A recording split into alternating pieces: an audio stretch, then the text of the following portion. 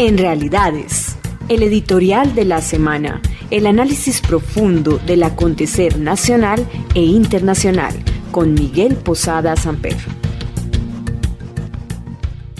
La noticia de que las menguadas huestes progresistas, entre comillas, o para ser más claros, comunistas petristas, van a apoyar al candidato Santos y no a Enrique Peñalosa, no sorprende demasiado. El exguerrillero Petro es versátil. Intentó tomarse el Partido Verde, pero al no ver utilidad en este último lo traicionó para pasarse al santismo. Vemos entonces a Juan Manuel Santos usurpando el partido de la U, traicionando a Álvaro Uribe, aliado con un débil Partido Liberal del cual se había salido en su momento y recibiendo ahora con gran abrazo al petrismo progresismo. La política es así, cuando no hay principios, un programa serio y una visión de Estado. La pregunta es si le conviene a Santos ese abrazo, el abrazo de Petro, y si la facción comunista que encabeza hasta este momento el exalcalde, o alcalde, no sabemos, depende de la hora en que uno pregunte, en el caso de Petro, le hará caso. ¿Esas huestes sí le harán caso a Petro o se irán más bien con Clara López? Esa opción parece más clara. Con ese dudoso apoyo, ¿gana o pierde votos Santos? Todo esto, por supuesto, lo mueven motivaciones particulares de cada uno de los dos personajes. Santos parece desesperado por los datos de las últimas encuestas y Petro busca ubicarse en alguna parte, porque finalmente quedó políticamente en el aire. ¿Cuánto apoyo pierde la candidatura de Peñalosa con esa deserción? Este ya está estancado en las encuestas. La gente no ve en él posiciones firmes y claras. Es una especie de Santos desabrido, que sí, que no le importa que vayan al Congreso los exguerrilleros, que sí, que seguiría con el proceso tal como va. O sea, es una posición ahí bastante blandengue, por un lado, y por otro tiene gente muy, muy complicada en su campaña, como el caso de Claudia López.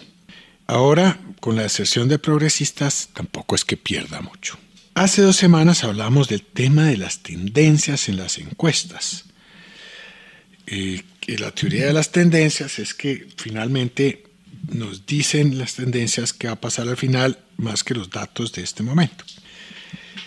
Las últimas de estas encuestas, de estas tendencias, parecen darnos la razón. El escándalo del hacker Andrés Sepúlveda no parece impresionar a la opinión pública, entre otras cosas porque la Fiscalía no parece tener pruebas de nada, distinto a que logró, aparentemente, tampoco es bien claro, chuzar a los jefes de las FARC, algo que al fiscal Montealegre le parece, entre comillas, traición a la patria. Será tal vez a la patria de él, del fiscal, pero que a la gente le parece más bien algo positivo. Es algo además que el Estado mismo debe hacer, tiene el deber de hacer, para anticiparse a atentados y acciones criminales de diversa índole.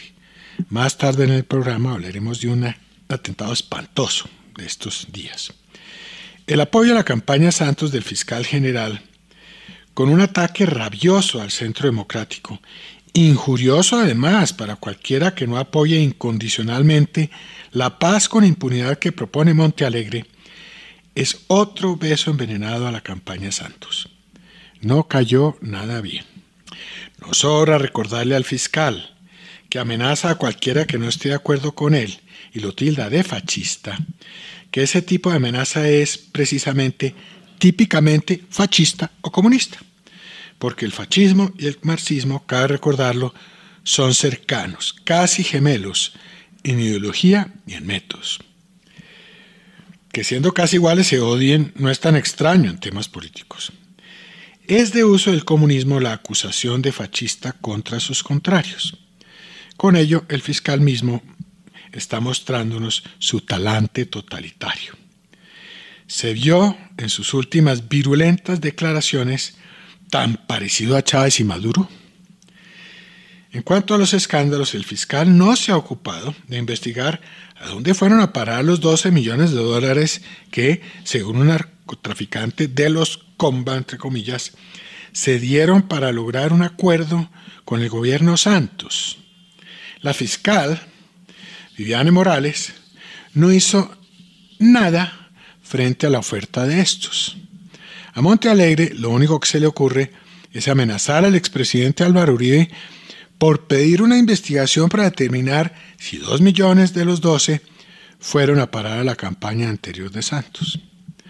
Asustar a Uribe con sus amenazas es así fascistas. Se equivocó el fiscal y despertó la indignación de la gente. Uribe, por supuesto, no se asustó. Acudió a la fiscalía, sí señor, pero a depositar allí su recusación al fiscal y al vicefiscal, porque las recientes declaraciones del primero dan pie, sin duda alguna, para la recusación. No se atrevió el fiscal a detenerlo, o tal vez consultó con los asesores políticos de la campaña reeleccionista, y estos le dijeron que eso sería sepultar definitivamente la candidatura de Santos. Con amigos como Petro y Montealegre, el pobre candidato presidente no necesita enemigos. Por otra parte, Juan Manuel no tiene pudor en su demagogia. Lo último fue un rosario de promesas económicas para militares y policías. ¿Por qué ahora?